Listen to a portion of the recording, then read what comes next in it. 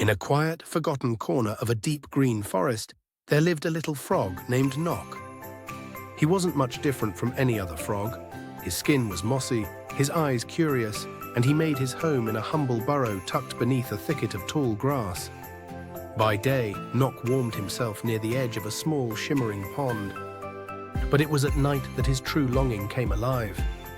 As dusk settled, Nock would hop gently onto a broad lotus leaf and gaze up at the great silver moon. Its reflection quivered on the pond's dark surface, just out of reach, yet so close it made Nock's heart flutter. He imagined what it must be like to touch that velvet light.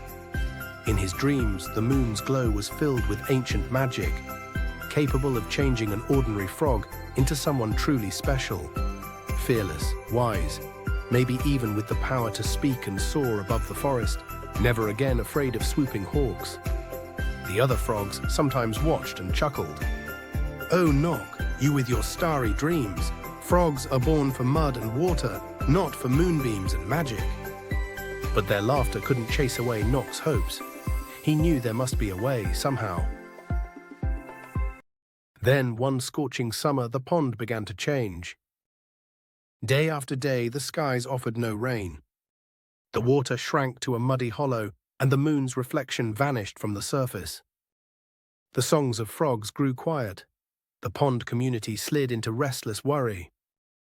But Nock's longing only deepened. If he could no longer reach the moon's reflection, perhaps he would have to seek the moon itself. With the sun low behind the trees, Nock gathered his courage and set off into the unknown forest. The journey was more difficult than he'd ever imagined.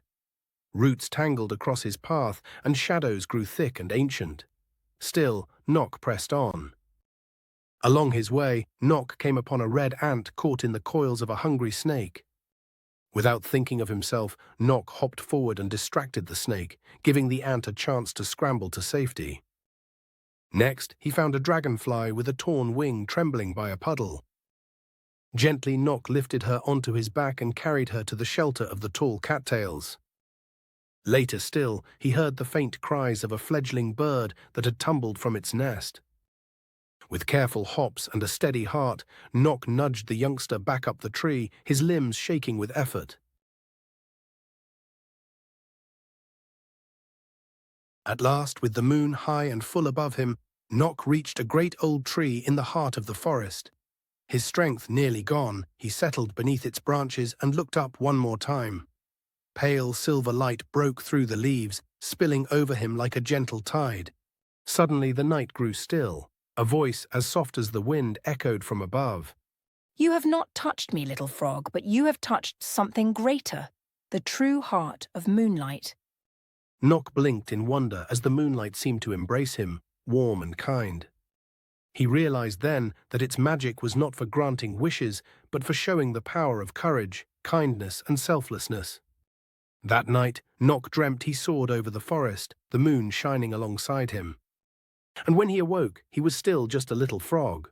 Yet every creature he had helped greeted him with newfound respect. Nock understood at last. To be a light for others was as wondrous as touching the moon. Dreams, he learned, may change as we chase them, but in the journey we discover the truest magic of all.